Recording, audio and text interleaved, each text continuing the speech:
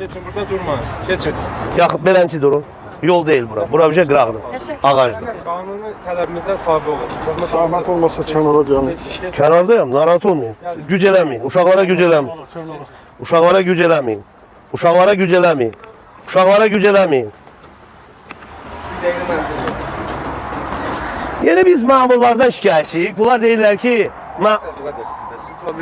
bizim problemimiz artıq baş prokurorluqdadır. Biz məmurdan şikayətçiyik. Siz elə edirsiniz ki, biz daha yuxarıdan bunun tapşırığının gəldiyini burada söyləyək.